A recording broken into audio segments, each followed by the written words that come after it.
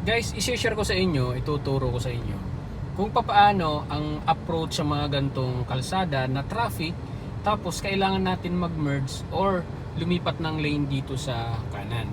Ganito lang yan. Bigay ng signal.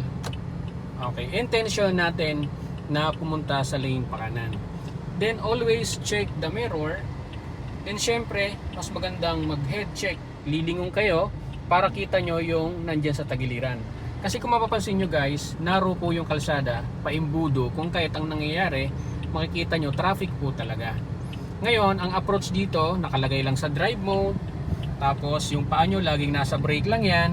Para ang galaw po ng kotse nyo ay medyo crawling lang.